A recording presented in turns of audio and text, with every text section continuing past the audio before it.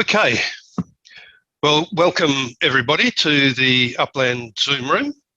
This is an irregular but enjoyable series of chats that we have with business owners and the founders and leaders of organisations in our region who, in our judgment, are doing exceptional things, and we just want to learn more about their story. Today's guest is Kristy Hitchens from the Pink Belt Project. Kristy, welcome to you and thanks for joining us. Hey Iain, thank you so much for having me. Glad to be here. My pleasure. I have wanted to learn more about the origins of the Pink Belt Project for some time, so it's going to be enjoyable for me. And I trust for you. Let's hope. But let's begin with the Pink Belt Project itself. It's an organisation that you founded. What's it about? What's the purpose and what's the mechanism?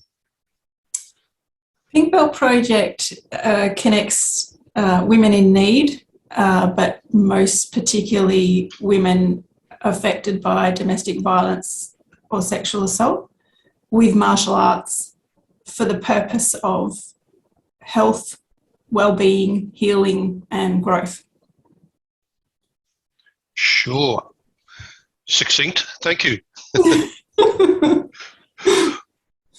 Where did the idea first start? Where did the seed first begin?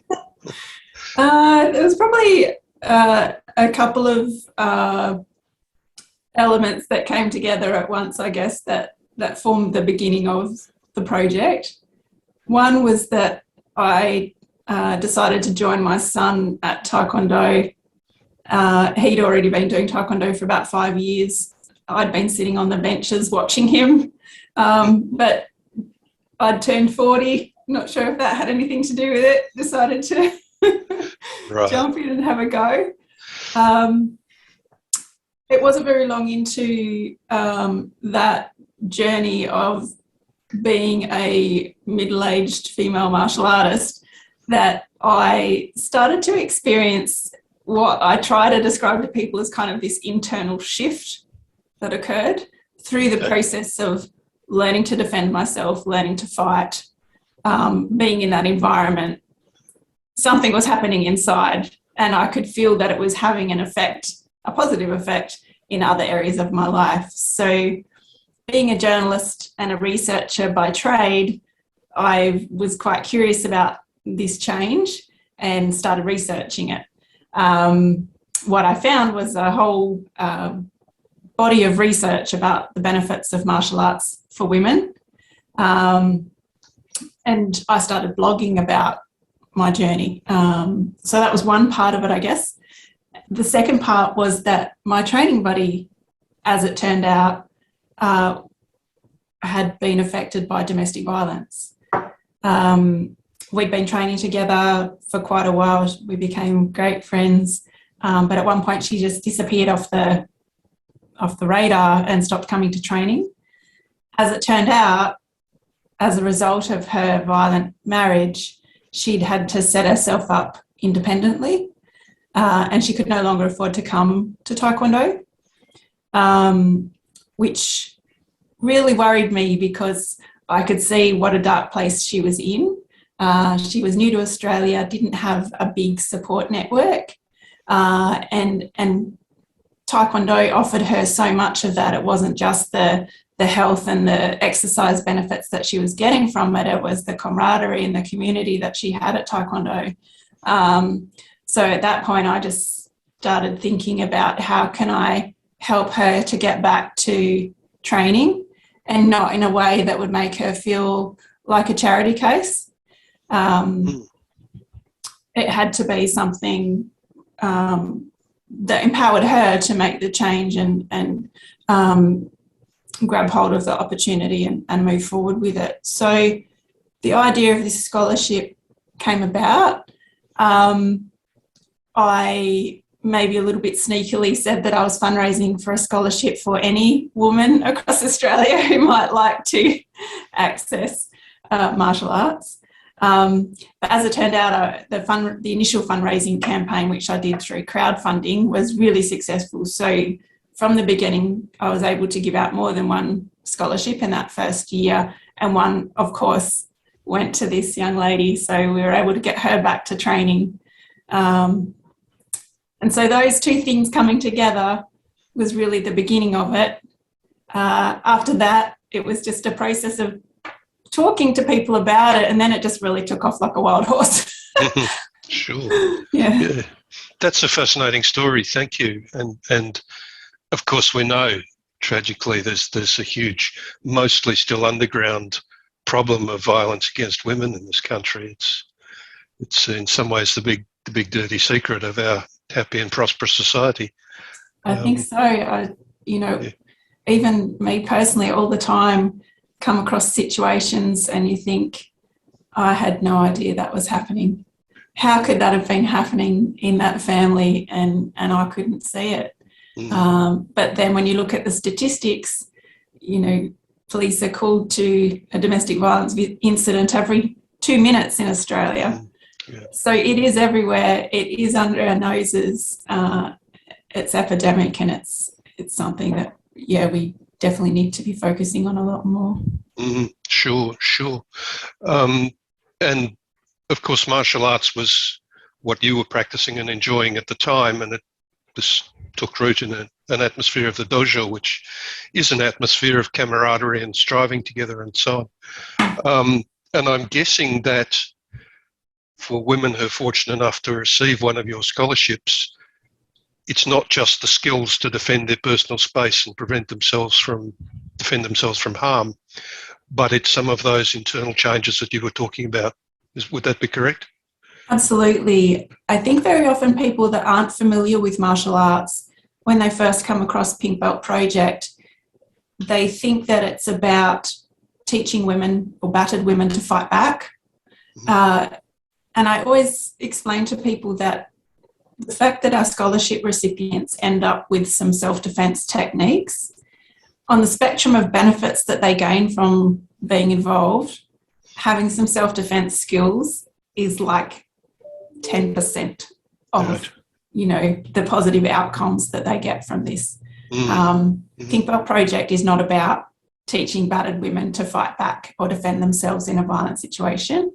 Pink Belt Project is about preventing women from having to be in a situation like that in the first place.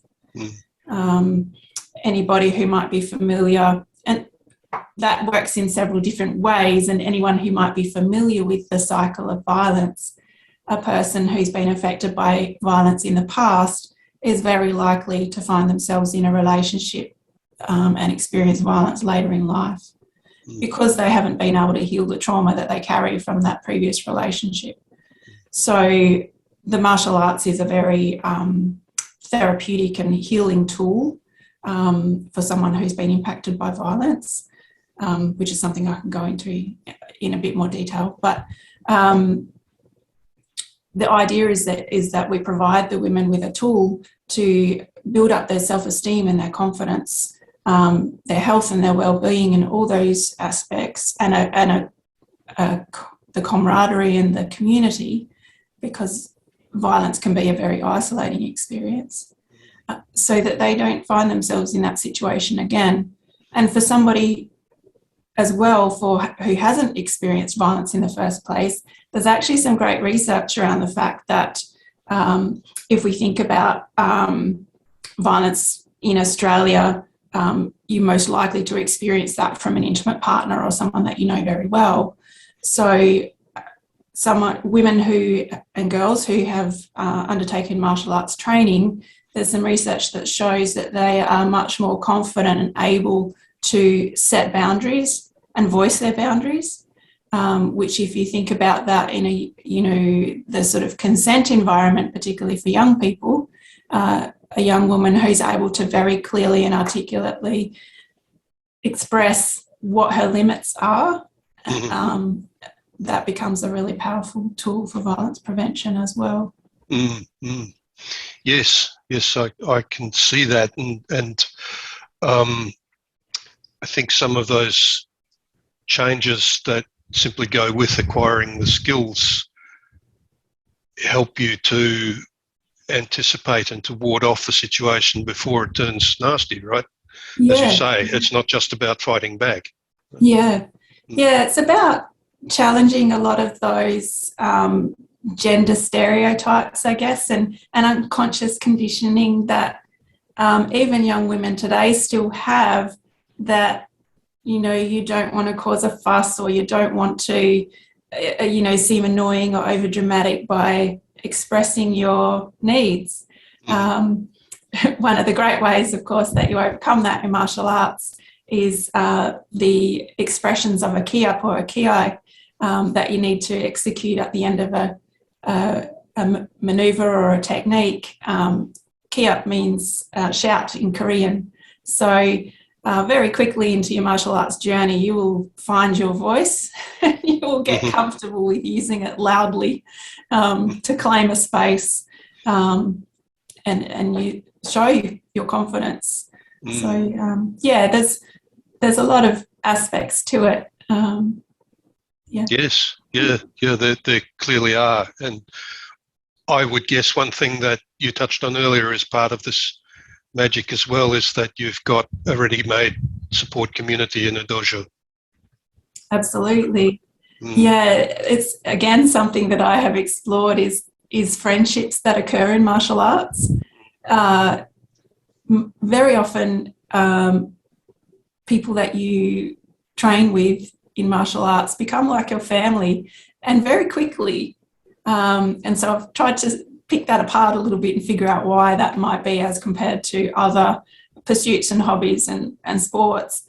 And I think one of the biggest things with martial arts is body contact. You're learning to defend yourself. You've got to get in other people's personal space and have people in your personal space.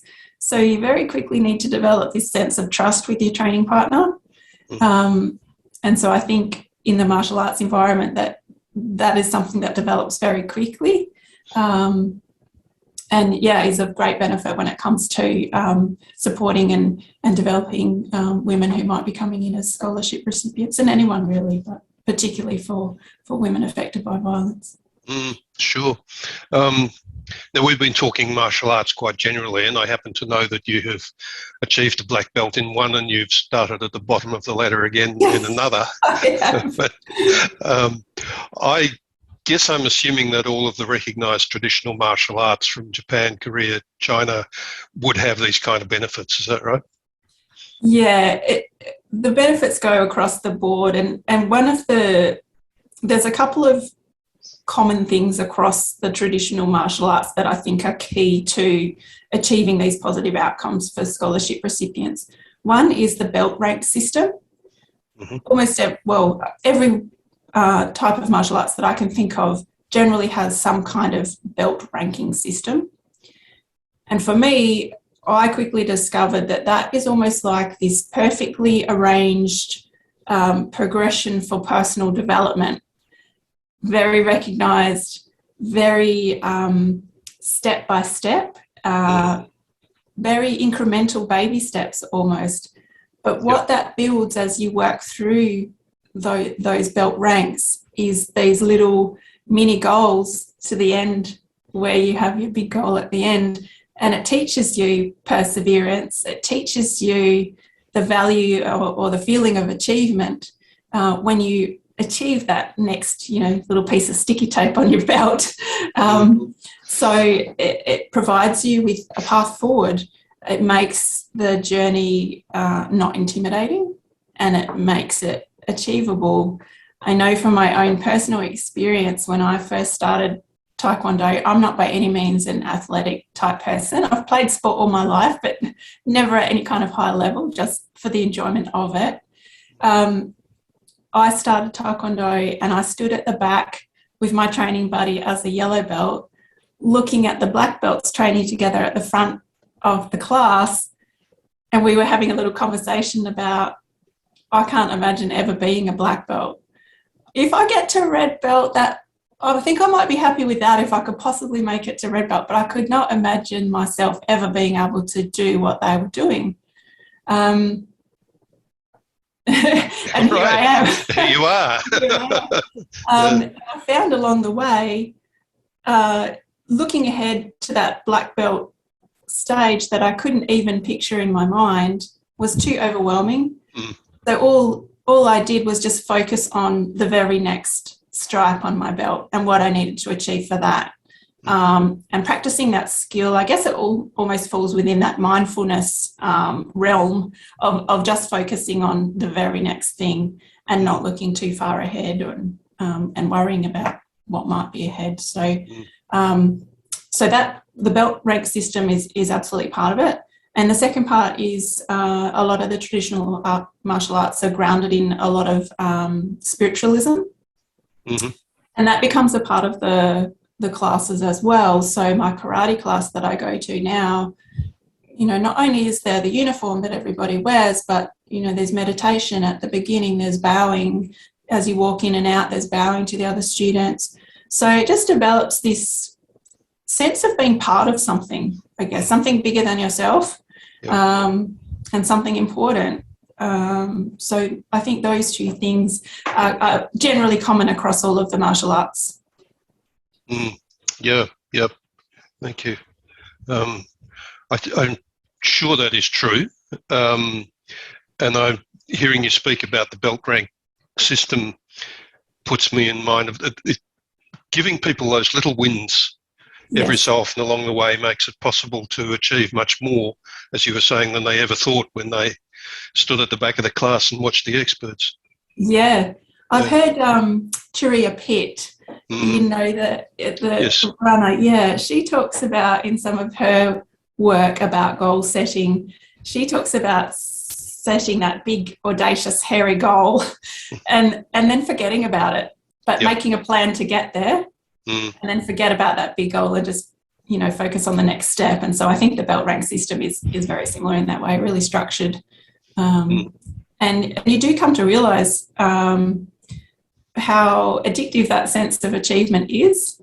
So over the course of 3 or 6 months, when I would be learning a new skill or a new kick as part of my next grading, I would start thinking, I'm hopeless at this, I'm never going to get it. And then, 3 to 6 months later, there you are doing it, and you look back at where you started and you suddenly realise that your body can do things that you never really thought were possible, which again reminds you about the value of perseverance and practice and all those sorts of things. So. Sure.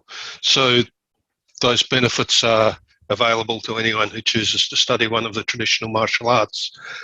What about your actual scholarship recipients, participants in Pink Belt? What changes have you seen in some of those women?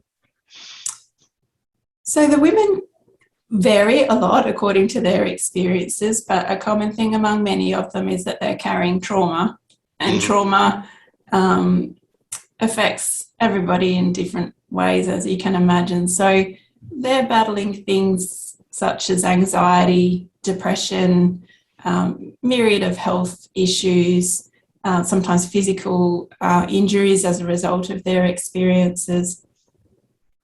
So some of the outcomes that I've seen from women who have been through the process, things that they talk about is I've heard women talk about, overcoming depression. They talk about finding tools to manage their anxiety. They build strength, confidence, self-esteem. And then what does seem to happen, and again, this is the same for really anybody who undertakes martial arts, but is perhaps just more pronounced for the women who come through Pink Belt Project, is those benefits that they start to experience in class start to ripple into other areas of their lives. So I've now had scholarship recipients talk about situations where they've found their voice to speak up at work.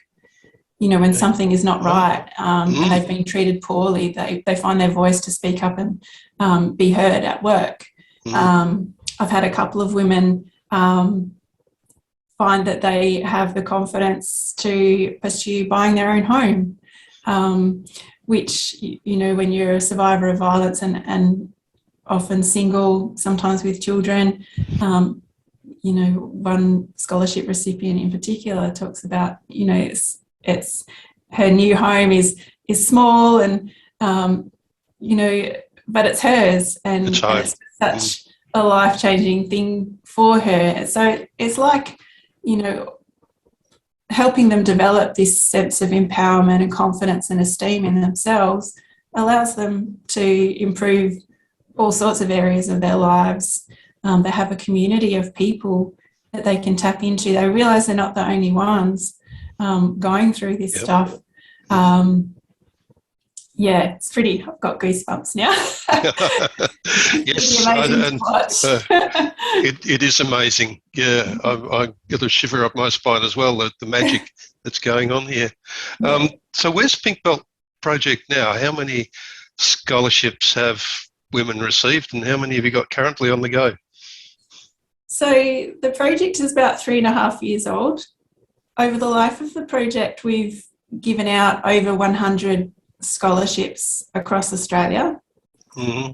We now have supporter clubs offering Pink Belt scholarships at their club in every state and territory across Australia, and that only happened a month or so ago. Okay. Be able to say every state, every territory was a big win for us. So pretty excited about that. What I found this year is, amazingly, if you can imagine, through the COVID lockdowns and things, a lot of the clubs have done it really tough. For those clubs who run as a business, the interruptions to their business continuity have been massive.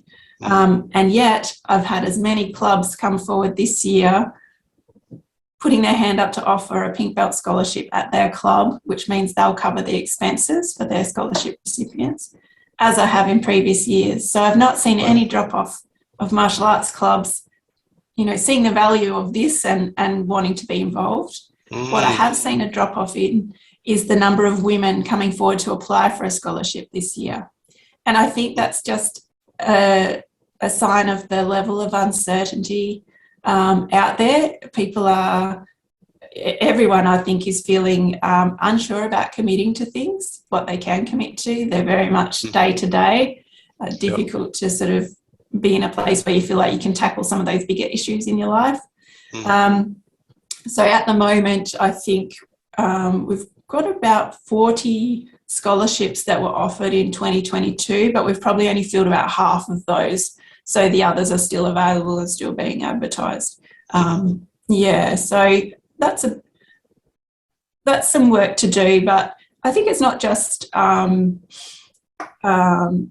the women who are willing to come forward and have a go, but some of the other work that we're doing a lot of is just generally raising awareness about martial arts and how it can help in this space. There are still some stereotypes around martial arts. There's not a great deal of community awareness about this research and how powerful it can be for violence recovery. A lot of the work that we're doing as well is just about generally raising that community awareness about how martial arts can help in this space. It's certainly no silver bullet, but it certainly deserves a seat at the table. Sure. So Pink Belt Project itself is an incorporated association, we know, with these days a board of directors of its own. Yes. And do you ask the dojos to provide all of those scholarship places, or do you have some source of funding to pay for some of them? So when I very first started 3.5 years ago, as I mentioned, it was a crowdfunding campaign. And I aimed to raise the money to give to a club to pay for somebody to train at their club. Very quickly, I came to realise as the project grew that was not a very sustainable model. I was not going to be able to raise enough money to give out as many scholarships as I could see was needed. So a model was developed in consultation with some instructors that the clubs actually sponsor someone at their club to undertake the scholarship. And so that involves the club covering a uniform, membership fees, and a couple of classes a week for the year. And if you can imagine from the club's point of view, it doesn't cost them anything. It's not a hard cost, if you like, for them to have another person in a class that's already running. So the cost to a club to sponsor someone is not massive. It is a contribution, and absolutely all the clubs that have stepped forward are incredibly generous in what they're doing. But it was less expensive than me trying to pay for that whole exercise.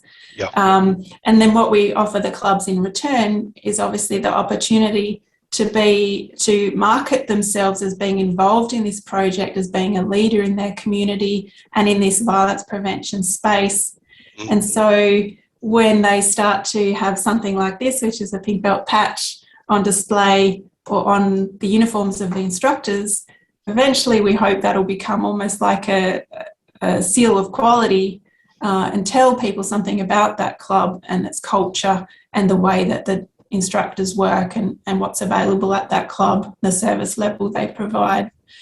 So that's really how it's grown, is to change to that model where the instructors offer the scholarships. And, continuing to work on ways that we can support the supporter clubs, we're offering sort of workshops and resources and things like that to help them develop new skills around providing a trauma-informed service, which very often doesn't require big changes, just very small tweaks to the way they run their classes, which benefit everyone, but are also quite different because martial arts is often rooted in so much tradition.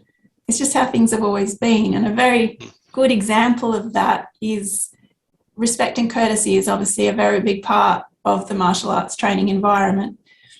If you want to go to the toilet, you need to ask your instructor and bow out before you leave the training floor in many clubs.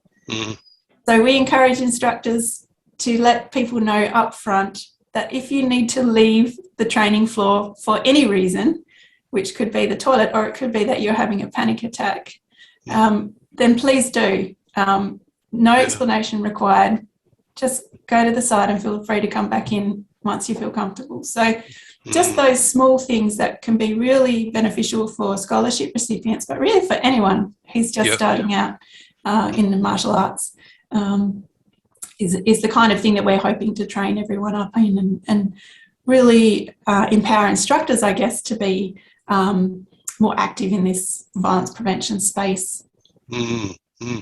Yeah, and those instructors could turn into a very powerful resource for addressing the whole problem, the society-wide problem, right? Absolutely. I call them an army. I think they're ready for action. Yeah, good. Yeah. No, that's great. And so you mentioned you've basically got Australia covered, at least at a starting level. Yes. What are the aspirations from here? Oh, there's so many aspirations. The first thing I think is, I've worked with about a bit over 100 martial arts clubs across Australia. But when you think about it, there's a martial arts club in every town and city and sometimes many across the country. So the potential for growth, I think, is enormous. So my first aspiration really is to raise the awareness about how martial arts can help in this violence prevention space and get more clubs involved and more clubs trained up to offer this trauma-informed approach to their service. So following that, I think it's a little bit wait and see. Certainly the project to this point has grown organically. I have a day job as well, so I have to be mindful of keeping the project at a manageable level. But we have had inquiries from martial arts organisations from overseas and different countries that we're working on and seeing if there's a way that we can develop, almost for want of a better word, like a franchise, I guess, so that what we're doing here can be replicated in other countries. So, that's an ongoing process and that would be mind-blowing. So we'll see. Sure. Great. Yeah. Do you systematically assess those results? Do you have, say, an exit interview with your scholarship recipients? Yeah, with the scholarship recipients, we have like a survey that they complete at the end of the process. But at the moment, I still keep in contact with all of our scholarship recipients along the way to get feedback as we go. One, to check in and make sure they're going okay and if I can offer any support. But two, to capture their experiences to help inspire others. And so I use stories quite a lot on the website and on the Facebook page to show the journey that the women are on and demonstrate the outcomes. The same with the clubs. I have a fairly good working relationship with all of the clubs, and I get them involved in different aspects of improvement. We recently ran an online workshop on trauma-informed martial arts. So, seeking their feedback after that event and figuring out, where their knowledge gaps are and what they'd like to know more about. Fantastic. And a question that occurs to me, of course, it's much smaller numbers, but some men are also subject to domestic violence or violence perpetrated by family members or intimate partners. And so are quite a lot of kids. Is this going to remain a pink belt for women, or do you think the scope might broaden? I've had that question put to me before. I think with anything like this, when it comes to making an impact, you've always got to stay in your lane. You can make and I know that you would understand this from a business and a marketing perspective. You need to make your mission very clear cut and targeted to make the most impact. I'm definitely not ruling out the idea of broadening this, or even perhaps partnering with other organisations that might already be doing a lot of work, perhaps, for instance, with men who are victims of domestic violence, so that we can apply these learnings to another audience. At the moment, I think it's important, especially while we're still in this growth phase, to stay in our lane as such. We have sort of touched a little bit on young girls, and there are other organisations doing amazing work with teenage girls in particular and martial arts, or empowerment through martial arts. So again, I try to sort of just generally stay in our lane. When I initially started the scholarship, I felt like in terms of children, there are other opportunities, kids' sport vouchers and things like that help children access services like this. Very little for women or adults. So that's why I chose initially to specifically focus on women. And more broadly, I feel we've just given some research response to the national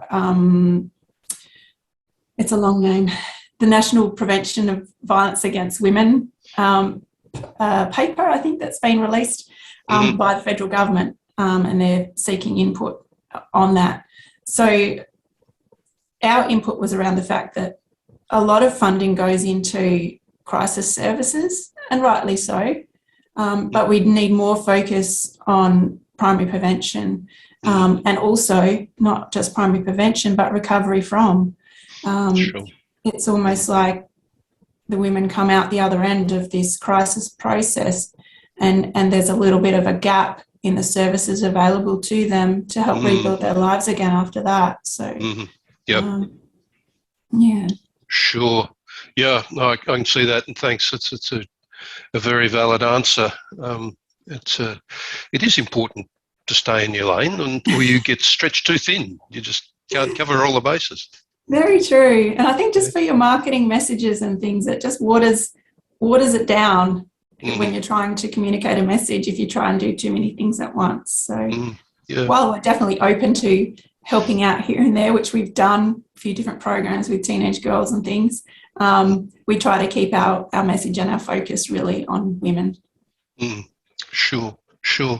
One last question, and it may seem a small point, but it's been buzzing around in the back of my mind. The scholarship applicants who come to you, and presumably a lot of those become scholarship recipients, are they necessarily women who have experienced personal violence against them, or could a woman come to you and say, look, I'm just shit scared, nothing really bad has happened yet, but I'm scared. How broad is your intake in that sense? So our mission is women in need. So we do make it quite broad. And And, you know, there might be a myriad of reasons apart from violence as to why a woman has a need to feel empowered again. It could be a breast cancer survivor. It could be someone who is just very low socioeconomic situation and simply doesn't have the finances to access training. It can be expensive. So while we focus a lot of our work on women impacted by violence, we do take applications from other women and other situations, and they're all based on their merit and what scholarships we have available. So, you know, if there's a scholarship available and a woman can demonstrate a need, we're not necessarily too picky about it. Yeah, sure. Good. Yeah. Well, Kristy Hitchens, thank you very much indeed for joining us in the Upland Zoom room. It's been a great pleasure talking to you. It's a wonderful project. If I remember correctly, you and I first met on a train. That's on right. Bustleton Jetty. After I'd very nervously spoken to a room of business people. That's right. It was a pitch night, and I just thought, wow! I thought, what a project! So, congratulations! I'm very glad you turned that magic age and had some changes going in your head that led to this. Is there any message you'd like to leave us with before we wrap this? Well, first of all, absolutely thank you. I, as I mentioned at the opening, still get quite nervous about these types of situations, but I always find once I start talking about Pink Belt Project, it just, you know, comes out because, you know, I guess passion is like that. You can talk about your passion a lot. I really have to thank you, Iain, for the work that you did in the early stages of Pink Belt. You know, one of the big things for building a not-for-profit and building, I imagine, a business as well is that feeling of overwhelm.